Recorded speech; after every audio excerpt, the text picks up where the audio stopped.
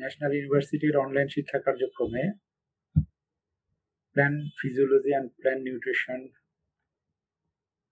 Course code 233003 এর আজকের প্রথম লেকচারে সবাইকে স্বাগত জানাচ্ছি। আমি রাসেল কবির, সহকারী অধ্যাপক, সরকারি হরগঙ্গা কলেজ, মুন্সিগঞ্জ থেকে। আমাদের এই করোনাকালীন লকডাউনে অথবা কোনো কারণে যদি কারো কোনো ক্লাস মিস হয়ে যায়, তখন এই ফিজিওলজি এবং নিউট্রিশনের যে সিলেবাস আছে সেই সিলেবাসের সকল ক্লাস আশা করি যে এই সার্ভারে পাওয়া যাবে, ন্যাশনাল ইউনিভার্সিটির সার্ভারে দেখা যাবে। তো আমরা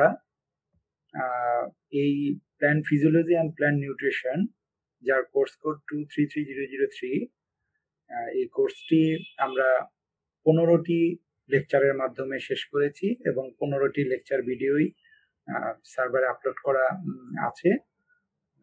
যখন যেটা প্রয়োজন, যেটা যখন যার সাথে লিঙ্ক প্রয়োজন, ডিভাইস প্রয়োজন, যাতে সহজে দেখা যায়, এই কারণে আমরা কোন ক্লাসটি কত নম্বর ভিডিওতে আছে আমরা সেটার একটি তালিকা এখানে দিচ্ছি। আমাদের সিলেবাস অনুযায়ী টপিক যে আছে সে অনুযায়ী সাজানো আছে, মোটামুটি একটি ব্যতিক্রম ছাড়া।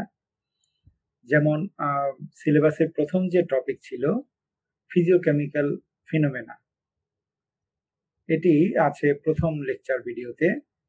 তারপর আমাদের 2 নম্বর ট্রান্সপাইরেশন, এটিও আমাদের দ্বিতীয় লেকচার ভিডিওতে আছে। ফটো সিনথেসিস, এটির উপরে 2টো ক্লাস আছে, যেহেতু এটা খুবই একটি গুরুত্বপূর্ণ এবং একটি এটার ব্যক্তিটাও খুব বেশি, এই কারণে এই ফটোসিনথেসিসের উপরে 2টি ক্লাস করা আছে এবং এই লেকচার 2টি পাওয়া যাবে লেকচার নাম্বার, ভিডিও নাম্বার 3 এবং 4-এ। এরপর আমাদের চতুর্থ পঞ্চম যে ভিডিও সেটা হচ্ছে রেসপিরেশন। পঞ্চম এবং ষষ্ঠ ভিডিওতে আছে রেসপিরেশন এবং ফার্মেন্টেশন। সবাত শোষণ এবং অবাত শোষণও বিস্তর হওয়ায় এর ব্যক্তি খুবই বেশি, এই কারণে এটিকেও আমরা 2টো পার্টে বিভেদিত করে 2টো ক্লাসে 2টি লেকচারের মাধ্যমে সম্পন্ন করার চেষ্টা করেছি।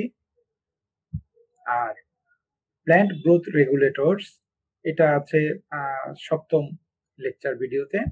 আর ফটো পিরিয়ডিজম এবং ভার্নালাইজেশন, এই 2টো সিলেবাসের 2টো টপিক হলেও যেহেতু এটির ব্যক্তি একটু কম, ফলে এই 2টো সিলেবাস টপিককে আমরা একটি লেকচারের মাধ্যমে কমপ্লিট করেছি। এটা লেকচার ভিডিও 8 নম্বরে পাওয়া যাবে। এরপর 9ম লেকচার ভিডিওতে পাওয়া যাবে অ্যাবসর্পশন অফ ওয়াটার। আর ফিজিওলজি অফ শিড, এটা পাওয়া যাবে 10ম লেকচার ভিডিওতে। এবং প্ল্যান্ট ফিজিওলজির সর্বশেষ টপিক যেটা প্ল্যান্ট গ্রোথ, এটা পাওয়া যাবে 11তম লেকচারে। অর্থাৎ আমরা প্ল্যান্ট ফিজিওলজির টপিকগুলো 11টি লেকচার ভিডিওর মাধ্যমে কমপ্লিট করেছি এবং বাকি 4টি লেকচার ভিডিওতে আমাদের প্ল্যান্ট নিউট্রিশন আছে। তাহলে প্ল্যান্ট নিউট্রিশনের প্রথম যে ভিডিও সেটা আছে 11তমতে বা 12তম ভিডিও, এবং আয়ন অ্যাবসর্পশন অফ প্ল্যান্টস, এটা 13তম ভিডিওতে পাওয়া যাবে লেকচারে। এবং 14তম লেকচার ভিডিওতে পাওয়া যাবে পাথওয়েজ অফ ট্রান্সলোকেশন অফ আয়ন্স। এবং সর্বশেষ লেকচার ভিডিওতে আমরা আলোচনা করেছি ওয়াটার অ্যান্ড স্যান্ড কালচার নিয়ে। তো আশা করি তোমাদের যখন যে প্ল্যান্ট ফিজিওলজি এবং নিউট্রিশনের যে টপিকটি তোমাদের প্রয়োজন হবে, আমাদের এই লেকচার ভিডিও থেকে তোমরা তথ্য সংগ্রহ করতে পারবে। এরপর আমাদের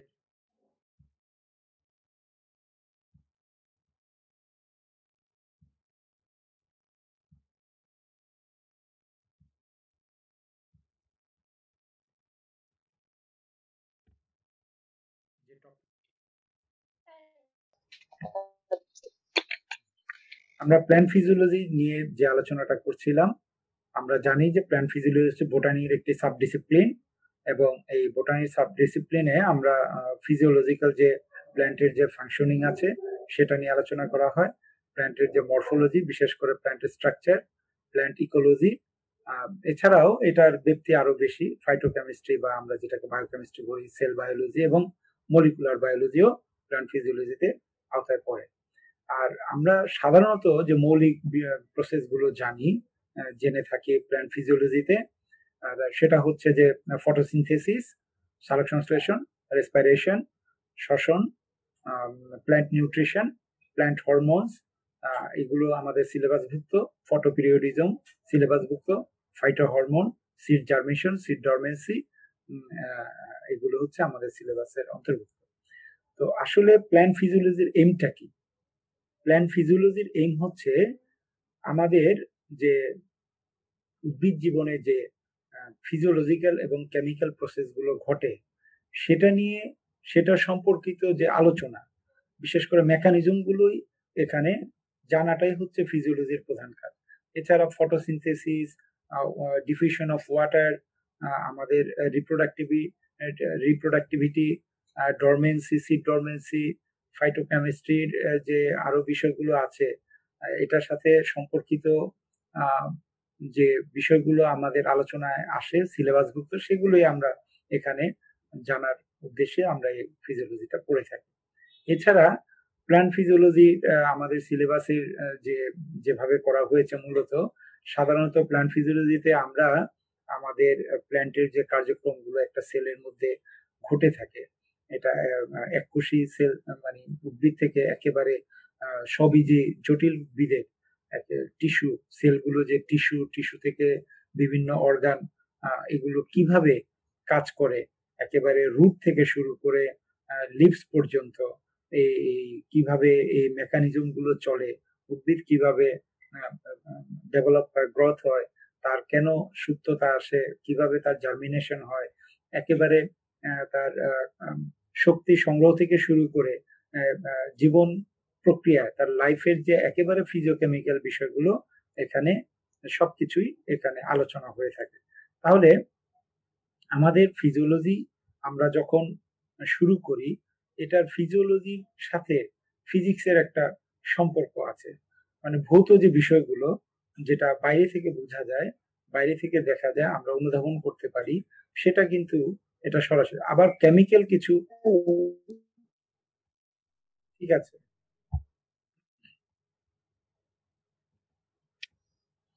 আমরা ফিজিওলজির যে আমরা যদি শুরু করতে চাই, আমাদের যে বিষয়টা জানতে হবে প্ল্যান্ট ফিজিওলজির, সেটা হচ্ছে যে ইনভাইবেশন, ডিফিউশন, অসমোসিস, যেটাকে আমরা সংক্ষেপে ডিপিডি বলি। এই ডিপিডিটা আমাদের জানা জরুরি। তার আগে আমরা বিভিন্ন ধরনের সলিউশন, আমাদের উদ্ভিদ যে পানি গ্রহণ করে থাকে, উদ্ভিদ যে খনিজ পদার্থ গ্রহণ করে থাকে, উদ্ভিদ বাতাস থেকে যে অক্সিজেন গ্রহণ করে থাকে, উদ্ভিদ কিভাবে তার জৈবনিক কার্যক্রম পরিচালনা করে, তার সাথে কি কি সম্পর্কিত বিষয় আছে, সেই টার্মগুলো নিয়ে আমরা আজকে আলোচনা করব। আগে আসো আমরা জেনে নেই যে সলিউশন, সাসপেনশন অ্যান্ড কলোয়েড, এগুলোর মধ্যে পার্থক্য কি। আমরা যদি বলতে চাই যে সলিউশন মানে হচ্ছে দ্রবণ, দ্রবণ আমরা কোনটাকে বলতে পারি? তোমরা জানো যে আমরা যদি দ্রাবক পানি হিসেবে নেই এবং এই দ্রাবকের মধ্যে যদি আমরা দ্রব হিসেবে চিনি মেশাই, তাহলে কি ঘটবে? আমরা পানির সাথে যদি পানি দ্রাবকের সাথে যদি দ্রব চিনি মিশাই, তাহলে কি ঘটবে এটা একটু চিন্তা করো। পানি দ্রাবকের সাথে যদি আমরা চক পাউডার মিশাই, তাহলে কি ঘটবে এটাও একটু চিন্তা করো। আর পানির সাথে যদি আমরা দুধ মিশাই, তাহলে কি হবে সেটাও একটু চিন্তা করো। এই তিনটা দ্রবণ কি, এই তিনটা তরল পদার্থ কি একই রকম হবে? তিনটা মিক্সচার কি একই রকম হবে? তিনটা মিক্সচার একই রকম হবে না। তোমরা যদি একটু খেয়াল করো, আমাদের এই তিনটা দ্রবণকে যদি তোমরা অন্ধকারের মধ্যে আলো ফেলো, তাহলে দেখা যাবে যে আমরা যেটার মধ্যে যেই দ্রবণে আমরা পানি মিশিয়েছি সেই দ্রবণে কি হবে, সেই দ্রবণে খুব সহজেই আহ, আলো চলে যাবে এবং সেখানে কিন্তু কিছুই দেখা যাবে না। আর যেই দ্রবণের মধ্যে আমরা চক পাউডার মিশিয়েছি সেই দ্রবণের মধ্যে দেখা যাবে কি, যে চক পাউডার গুলো বিক্ষিপ্ত ভাবে আছে এবং সেই চক পাউডার গুলো এক সময় নিচে তলানিতে জমে আছে। আবার দুধ যখন আমরা পানিতে মিশাই তখন দেখা যাবে যে দুধ এবং পানিকে আলাদাভাবে আর করা যাচ্ছে না, এরা এমন ভাবে মিশে গেছে, দুধকেও আলাদা করা যাচ্ছে না, পানিকেও আলাদা করা যাচ্ছে না। তাহলে প্রথম যেটা বললাম যে পানির সাথে চিনি দ্রব যেটা হিসেবে আমরা মিশালাম সেটা হচ্ছে দ্রব, এবং এটার একটা মিনিমাম একটা অণু এখানে উপস্থিত আছে যেটা হয়তোবা পানিকে একটু ঘোলা করে ফেলবে। আর এটাতে বোঝা যাবে যে হ্যাঁ পানির সাথে কিছু মিশ্রিত আছে। আবার একইভাবে যদি তুমি চক পাউডার পানির সাথে মিশাও তাহলে সেখানেও তুমি দেখতে পাবে যে পানির সাথে স্পষ্টই একেবারে চক চক পাউডারের যে দানাগুলো সেগুলো বিক্ষিপ্তভাবে পানিতে বিচরণ করছে এবং কিছু কিছু পার্টিকল চক পাউডারের কণা সেগুলো থিতিয়ে নিচে পড়ে আছে। তার মানে পানিটাতে যে ওই বিক্ষিপ্ত ভাবে কিছু পড়ে আছে পার্টিকলস, এবং সেগুলো একটু বড় পার্টিকলসই, তো ফলে সেগুলোকে বলা হয় সাসপেনশন। আর আমরা যে দুধ যখন মিশাই তখন কিন্তু পানি এবং দুধ ওই কোনোটারই আর অস্তিত্ব থাকে না, মানে দুধে পানি মিশানো হলো না পানিতে দুধ মিশানো হলো এটা আর বোঝার কোনো খালি চোখে বোঝার কোনো উপায় নেই। এই ধরনের মিক্সচারকে আমরা বলবো কলয়েড। তাহলে আমরা এই তিনটি বিষয় জানলাম, যেটা হচ্ছে দ্রব এবং সাসপেনশন এবং কলয়েড। তাহলে এই তিনটা মিক্সচারকে আমরা যদি লাইট দিয়ে পরিচালনা করি তাহলে আমরা বলেছিলাম যে এখানে দেখা যাবে যে মাইক্রোস্কোপিক ভাবে যদি তুমি দেখো, খুব খালি চোখে দেখা যাবে না, তাহলে সেখানে দেখা যাবে যে এইগুলোতে খুবই ক্ষুদ্র ক্ষুদ্র কণা, বিশেষ করে 1 ন্যানোমিটারের মতো ক্ষুদ্র ক্ষুদ্র কণা একেবারে বিচরণ করছে, ফলে এগুলোকে আলাদা করা যাচ্ছে না বিধায় ওটাকে কলয়েড বলে। এখানে আমি কিছু সংজ্ঞা দিয়ে দিয়েছি, যদি তোমাদের পরীক্ষার হলে লিখতে হয় তাহলে তোমরা এখান থেকে পজ করে যাতে দেখতে পারো। আর এরপরে আমরা আরো কিছু বিষয় আছে যেটা তোমাদের সিলেবাসভুক্ত আছে। আরেকটা দ্রবণ আছে যেটা হচ্ছে ইমালশন। তোমরা ইমালশন পেইন্টের কথা শুনেছো। ইমালশন কিন্তু একটি কলয়েড দ্রবণ, এবং কলয়েডটা কিন্তু আমরা বলেছি যে এটা কি ইমালশন পেইন্ট যেটা, সেটা দেখবা যে ইমালশনকে আবার দুই ভাগে ভাগ করা যায়, কোনোটা পানিতে দ্রবণীয় আবার কোনোটা তেলে দ্রবণীয়। তাহলে তেল পানি জাতীয় একটা ইমালেশন আছে এবং পানিতে তেল জাতীয় আরেকটা ইমালেশন, অয়েল ইন ওয়াটার ইমালেশন, আর একটা হচ্ছে ওয়াটার ইন অয়েল ইমালেশন। তার মানে হচ্ছে যে অল্প পরিমাণ তেলে অতিরিক্ত পরিমাণ পানি মিশিয়ে ঝাঁকালে যে ধরনের দ্রবণ উৎপন্ন হবে সেটাই হচ্ছে অয়েল ইন ওয়াটার ইমালেশন। আর অল্প পরিমাণ পানিতে অতিরিক্ত পরিমাণ তেল মিশিয়ে ঝাঁকালে যে ধরনের ইমালেশন তৈরি হবে সেটা হচ্ছে ওয়াটার ইন অয়েল ইমালেশন। তাহলে এগুলো তোমাদের জানা দরকার, নেক্সটে তোমাদের এটা কাজে আসবে যে কি ধরনের কি আছে। এখন আমাদের আরেকটি গুরুত্বপূর্ণ টার্ম হচ্ছে ইমবাইবেশন। এটা কিন্তু আমাদের ফিজিওলজি অফ সিডের জন্য খুবই গুরুত্বপূর্ণ। তোমরা দেখো যে ইমবাইবেশন এটা পানি পরিশোষণেও প্রয়োজন। যে ইমবাইবেশনটা কি, তোমরা এখানে দেখছো যে শুষ্ক যে বীজ থাকে সেটাকে যদি আমরা পানিতে মানে ভিজিয়ে রাখি, বিশেষ করে ছোলার বীজ বা যদি আমাদের এই ধরো সিমের বিচি আমরা যদি পানিতে ভিজিয়ে রাখি তাহলে সেটা স্ফীত হয়ে ফেপে যায়। এটার আরেকটা উদাহরণ হচ্ছে বর্ষাকালে দেখবে তোমাদের কাঠের দরজা কি হয়ে গিয়েছে, বেঁকে গিয়েছে, অথবা কাঠের দরজা ভালো মতো লাগছে না। তার মানে কি, শুকনো কাঠ বাতাসের আর্দ্রতা গ্রহণ করে সে ফুলে গেছে, ফলে আগের মতো আর লাগছে না। এই যে শুষ্ক কোষের অতিরিক্ত পানি শোষণ করে আয়তনে বৃদ্ধি পাওয়াকেই বলা হয় ইমবাইবেশন। এটাও একটা ভৌত একটা প্রক্রিয়া আমাদের ফিজিওলজি, প্ল্যান্ট ফিজিওলজির একটা গুরুত্বপূর্ণ টার্ম। এবার আমরা আলোচনা করব অসমোসিস, ডিফিউশন এবং প্লাজমোলাইসিস। ডিফিউশনটা কি? ব্যাপন। তোমরা এই ব্যাপনটা আসলে কোথায় ঘটে? সাধারণত তরল এবং বায়বীয় অবস্থায় ঘটে। তোমরা যদি লিকার চায়ের উপরে কনডেন্স মিল্ক দাও তাহলে কি ঘটবে? তাহলে দেখবে যদি তোমরা নাড়া নাও দাও অথবা যদি নাড়াও দাও বা যাই করো, নাড়া না দিলেও এটা অটোমেটিক কি হয়ে যাবে? এটা চায়ের সাথে মিশে যাবে। আবার ধরো পানিতে তোমরা লবণ দিলে, তাহলেও দেখবা যে একসময় পানিটা লবণাক্ত হয়ে গেল। এই যে ছড়িয়ে পড়লো, মিশে গেল, এটাই হচ্ছে ব্যাপন। বেশি ঘনত্ব থেকে কম ঘনত্বে গেল, এটা হচ্ছে ব্যাপন। আর অভিস্রবণ হচ্ছে উল্টা।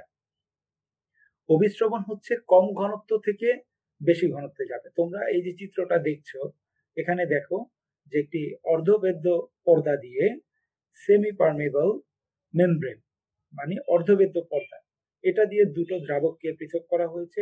ধরে নেই যে প্রথম দ্রাবকটা পানি এবং দ্বিতীয় দ্রাবকটা হচ্ছে একটু ঘনত্ব বেশি যে কোনো শরবত ধরো, তাহলে দেখা যাবে যে ওই কম ঘনত্ব থেকে বেশি ঘনত্বের দিকে দ্রাবক অণু বা পানি চলে যাচ্ছে কোথায়? ওই ইসের দিকে, শরবতের দিকে। এটার একটা উদাহরণ হচ্ছে তোমার নিজেদের হাত যদি দেখো বা তোমরা যদি পিচ ফলের দিকে তাকাও, এখানে দেখবে যে যদি তোমরা প্রচুর পরিমাণে পানিতে গোসল করো, পুকুরে গোসল করো, সমুদ্রে গোসল করো, বেশিরভাগ খুব বেশি বৃষ্টি যদি হয়, তাহলে দেখবে পানি শোষণ করে হাতের চামড়া কুঁচকে গেছে, পিচ ফল পানি শোষণ করে ফেটে গেছে। কারণ হচ্ছে কি, বাতাসের বাইরের আর্দ্রতা থেকে হাতের ভিতরের রসের ঘনত্ব বেশি, বাইরের আর্দ্রতা থেকে এই পিচ ফলের ভিতরের রসের ঘনত্ব বেশি, ফলে এটা বাইরের থেকে পানি গ্রহণ করে ওটা আয়তনে বেড়ে ফেটে গিয়েছে আর হাতের চামড়াও চুপসে গেছে। প্লাজমোলাইসিস জিনিসটা কি? প্লাজমোলাইসিস জিনিসটা ওই অভিস্রবণের সাথে সম্পর্কিত। তোমরা জানো যে দ্রবণ তিন ধরনের আছে: হাইপোটনিক, আইসোটনিক এবং হাইপারটনিক। হাইপোটনিকে দেখছো প্রোটোপ্লাজমের থেকে কম ঘনত্বের যে দ্রবণ, তাকে বলে হাইপোটনিক। আইসো মানে হচ্ছে সমান, সমান ঘনত্ব, আর হাইপারটনিক মানে বেশি। প্রোটোপ্লাজমের থেকে যদি বেশি ঘনত্ব বাইরে থাকে তাহলে অভিস্রবণটা উল্টা ঘটবে। অভিস্রবণটা যদি উল্টা ঘটে তাহলে কি হবে? প্রোটোপ্লাজম থেকে পানি কোথায় চলে যাবে? বাইরে চলে যাবে। এই যে বাইরে চলে গেলে প্রোটোপ্লাজম চুপসে যাবে, এটাকে বলা হয় প্লাজমোলাইসিস।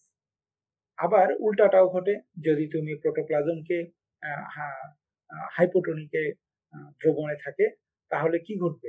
তাহলে সেটা উল্টোটা ঘটবে, মানে প্রোটোপ্লাজম স্ফীত হয়ে যাবে, আর আইসোটনিকে কিছুই ঘটবে না। আমরা এখানে ইমবাইবেশন যে আলোচনা করলাম, সেটা যদি তোমরা পরীক্ষায় লিখতে চাও, এখানে তোমরা লিখতে পারবে যে ইমবাইবেশনটা অধিকাংশই কলয়েডধর্মী পদার্থের পানিগ্রাহী, তোমরা জানো।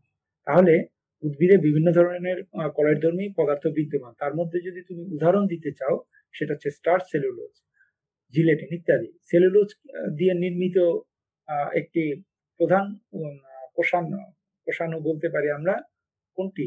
কোষ প্রাচীর। তাহলে এসব পদার্থ যে তাদের কলয়েডধর্মী গুণের কারণেই এরা পানি শোষণ করতে সক্ষম হয়। ফলে এই পানি যখন তারা শোষণ করে তখন এই তাদের আয়তন কি হয়? আগের তুলনায় বেড়ে যায়, এবং পানি শোষণের একটা গুরুত্বপূর্ণ প্রক্রিয়াই হচ্ছে ইমবাইবেশন। এটা আমাদের ফিজিওলজির একটা গুরুত্বপূর্ণ বিষয়। আরেকটা দেখো তোমরা, ব্যাপন। আমরা বলেছি যে ব্যাপন হচ্ছে সব পদার্থেরই কতগুলো ক্ষুদ্র ক্ষুদ্র অণু দিয়ে গঠিত। সেটা তুমি বায়ু বলো, বায়বীয় পদার্থ বলো, তরল পদার্থ বলো, আর কঠিন পদার্থ বলো। তাহলে এই যে যে পদার্থগুলো হোক, সাধারণত তরল অথবা বায়বীয় পদার্থের অণুগুলো চলন অত্যন্ত দ্রুত হয়। এরা একে অপরের মধ্যে বন্ধনও খুব দুর্বল, ফলে এরা ছড়িয়ে পড়তে পারে খুব সহজে। তাহলে দেখা যাচ্ছে যে এই ছড়িয়ে পড়াটাও মানে নির্ভর করে যে কোথা থেকে কোথায় ছড়াবে। সাধারণত যেখানে এই অণুগুলোর ঘনত্ব বেশি থাকে তারা কি করে? কম ঘনত্বের দিকে ব্যাপিত হয়।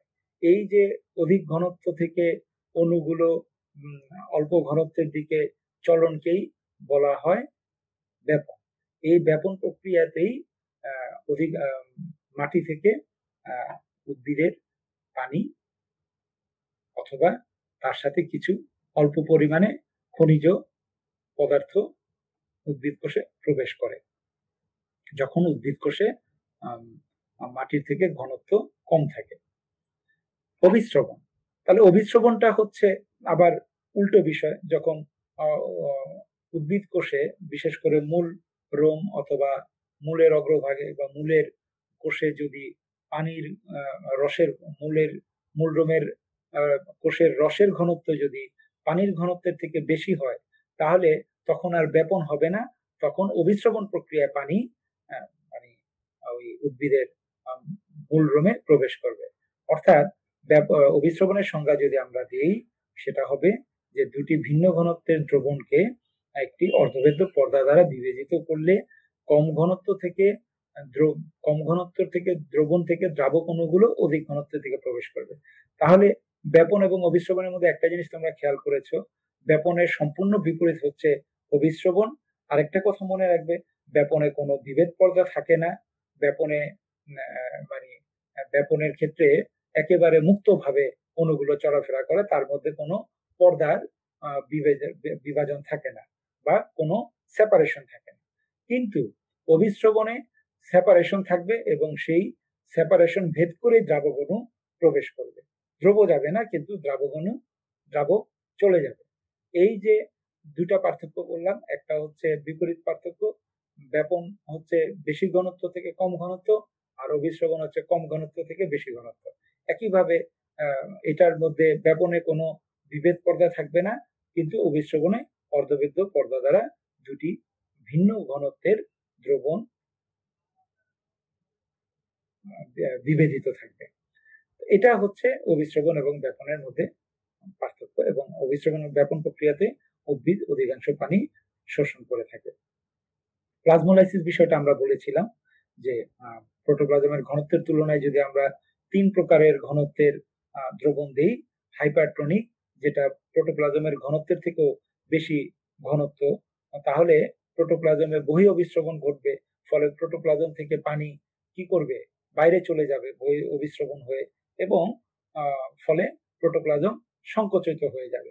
আর যদি আমরা হাইপোটনিক দ্রবণের মধ্যে প্রোটোপ্লাজম রাখি, তাহলে দেখা যাবে যে প্রোটোপ্লাজমের ঘনত্ব ওই হাইপোটনিক দ্রবণের ঘনত্বের তুলনায় বেশি হয়। হাইপোটনিক দ্রবণ থেকে দ্রাবক অণু প্রোটোপ্লাজমের ভিতরে প্রবেশ করবে, ফলস্বরূপ প্রোটোপ্লাজমটি কি হয়ে যাবে, স্ফীত হয়ে যাবে, কারণ পানি তার ওই প্রোটোপ্লাজমের কোষ প্রাচীরকে, প্লাজমা মেমব্রেনকে চাপ দিয়ে তাকে স্ফীত করে ফেলবে। আর আইসোটনিক দ্রবণ হচ্ছে সমান ঘনত্ব বিশিষ্ট, মানে দ্রবণও সমান, প্রোটোপ্লাজমের রসের ঘনত্ব সমান। এক্ষেত্রে প্রোটোপ্লাজম থেকে দ্রবণ বাইরেও যাবে না, দ্রাবক অণু বাইরেও যাবে না, আবার দ্রবণ থেকে দ্রাবক অণু প্রোটোপ্লাজমের ভিতরে ঢুকবে না। তাহলে আমরা এই যে আলোচনা করছি এই টার্মগুলোর আলোচনার কারণটা কি, এই টার্মগুলো আমাদের কি কাজে আসে? আমরা যদি উদ্ভিদের সংবহনে ব্যাপনের ভূমিকা নিয়ে আমরা যদি কথা বলি, আমরা জানি যে উদ্ভিদ তার মূলের থেকে মূল রোম দিয়ে পানি শোষণের পরিমাণ কিন্তু 90:10, মানে মূল রোম দিয়ে 90% পানি উদ্ভিদ শোষণ করে থাকে।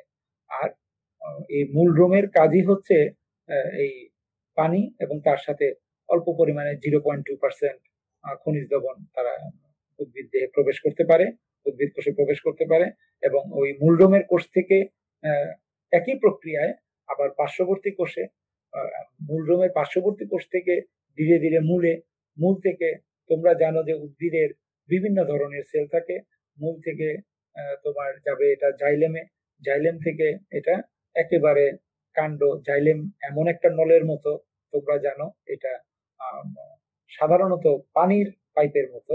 আমরা পানির টাঙ্কিতে যেভাবে পানি তুলি, তোমরা জানো যে মাটির নিচ থেকে একেবারে উপরের সুউচ্চ বিল্ডিং এর শীর্ষেতে যে আমরা টাঙ্কি স্থাপন করি, সেটা পানির টাঙ্কি দিয়ে মোটরের সাহায্যে আমরা যে শক্তি দিয়ে পানি টানি, মোটরের শক্তি দিয়ে আমরা যে পানি উত্তোলন করি, কিন্তু উদ্ভিদের ক্ষেত্রে এটার প্রয়োজন হয় না।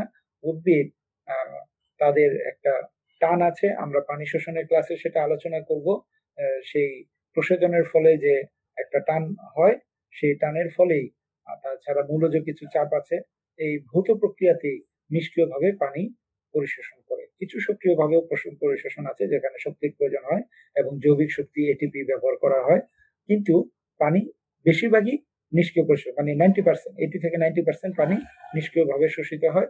ফলে এটা একটি ভৌত প্রক্রিয়া, এতে উদ্ভিদের অতিরিক্ত কোনো শক্তি ব্যয় করার প্রয়োজন হয় না। এই যে ভৌত প্রক্রিয়াগুলো ঘটে থাকে, এটার সাথেই ব্যাপন, অভিস্রবণ, ইমবাইবেশন এগুলোর একটা সম্পর্ক আছে। কারণ এগুলো প্রকৃতিতে এগুলো এমনি এমনি ঘটে থাকে, এগুলোর জন্য আলাদা কোনো শক্তি স্থাপন করতে হয় না। আমরা যখন রুমে স্প্রে দিই, তো রুমের এক জায়গায় আমরা যখন স্প্রে করি সারা রুমে গন্ধটা ছড়িয়ে পড়ে। এটার জন্য আমাকে আলাদা কোনো মেকানিজম করতে হয় না, আলাদা কোনো মেশিন তৈরি মেশিন কিনে অর্থ ব্যয় করতে হয় না। একইভাবে আমরা যদি মশার কয়েল জ্বালাই, ঘরের এক কোনায় রেখে দিলে সারা ঘরে ধোঁয়াটা ছড়িয়ে পড়ে।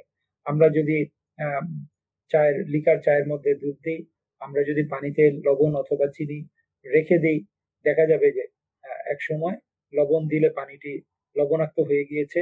তুমি সেটা নাড়া দাও বা নাই দাও, এটা ধীরে ধীরে তার লবণের যে অণুগুলো, সোডিয়াম ক্লোরাইড যে অণু, সে আস্তে আস্তে বিশ্লিষ্ট হয়ে স্ফটিক থেকে সে ওই তরলে মিশে যাবে।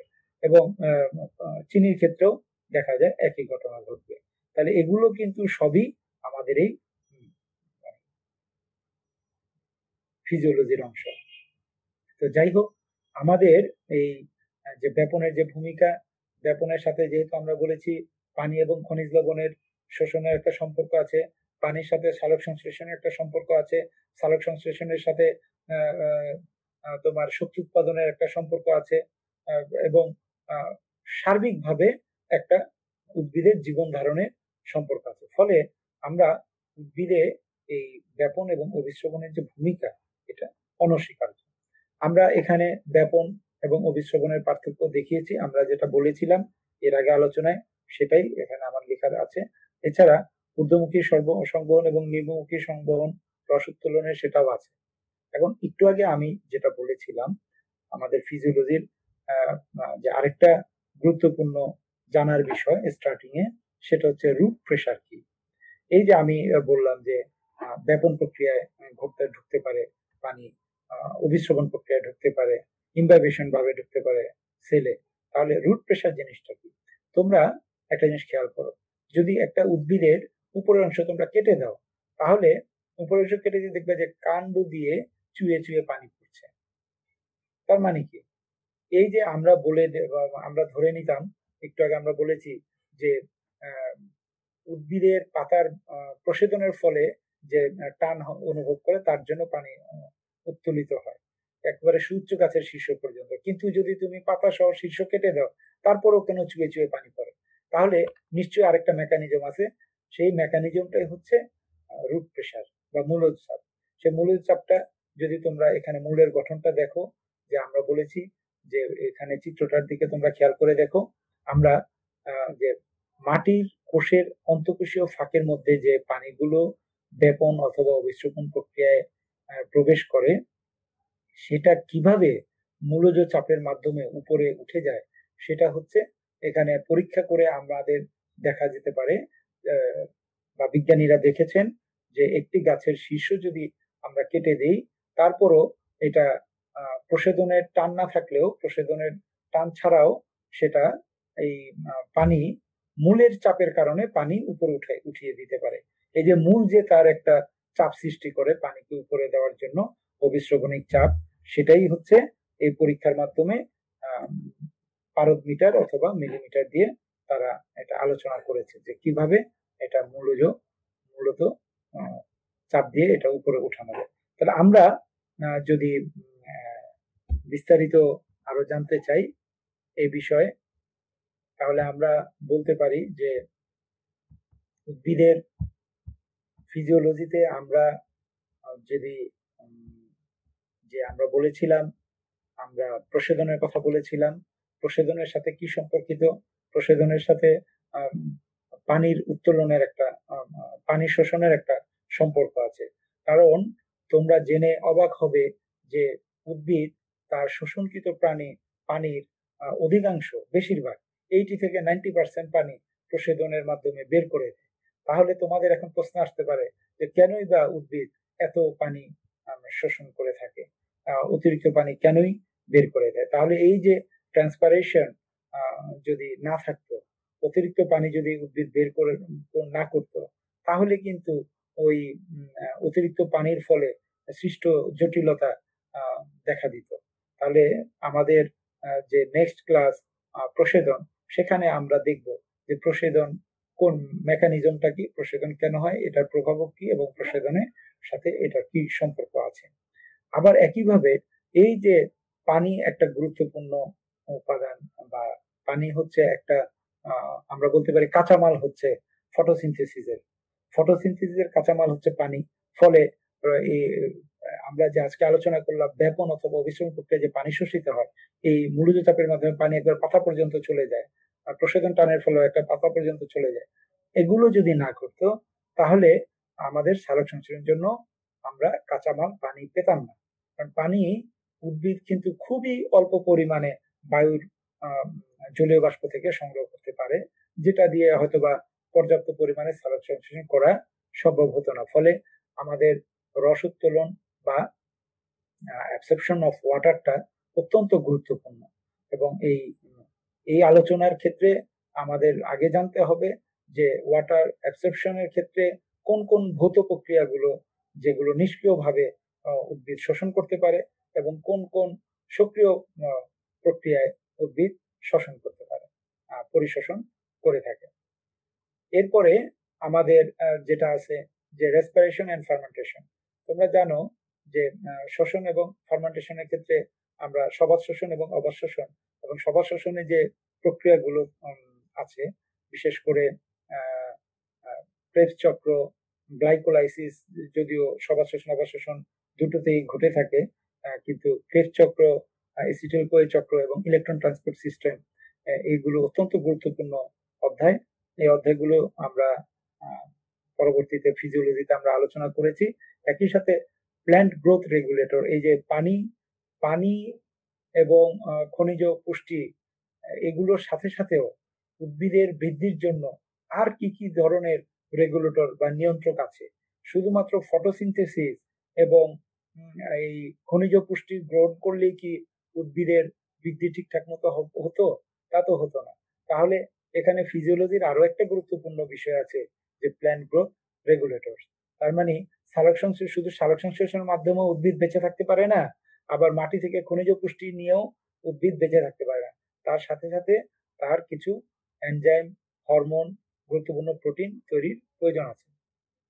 এরপরে আমাদের আরো একটি গুরুত্বপূর্ণ বিষয় উদ্ভিদের জীবন ধারণের জন্য, ফটোপিরিয়ডিজম এবং ভার্নালাইজেশন, যেটি তোমরা জেনে থাকবে যে আলোর সাথে উদ্ভিদের যে পুষ্পায়নের যে সম্পর্ক, একইভাবে তাপমাত্রার সাথেও উদ্ভিদের অঙ্কুরোদ্গম এবং ফলনের যে সম্পর্ক, সেটাও তার জৈবনিক প্রক্রিয়ার একটি গুরুত্বপূর্ণ, বা আমাদের প্ল্যান্ট ফিজিওলজির একটা গুরুত্বপূর্ণ টপিক। এটা আমরা পরবর্তীতে আলোচনায় আসবো। আর অ্যাবসর্পশন অফ ওয়াটার যে বিষয়গুলো, সেগুলোতে তো আমরা আলোচনা করলামই। ফিজিওলজি অফ সিডের মধ্যে আমরা সিডের অঙ্কুর উদ্গমের জন্য আজকে যে ইনভাইবেশনটা আমরা আলোচনা করলাম, এটা কিন্তু খুবই গুরুত্বপূর্ণ। কারণ ইনভাইবেশন ছাড়া সিডের ডরমেন্সি ভঙ্গ হবে না। কারণ সিডের ডরমেন্সির জন্য যে হরমোনটা দায়ী, জিবারেলিক অ্যাসিড, সেটাকে নিষ্ক্রিয় করার জন্য ইনভাইবেশনটা খুবই জরুরি।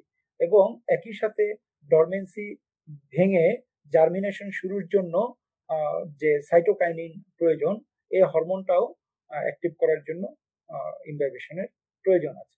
তো ফলে আজকের ইনভাইবেশন টপিকটাও তোমরা একটু ভালোভাবে দেখে নিবে। ইনভাইবেশনের যে আমরা নিয়ে আলোচনা করলাম সেটা।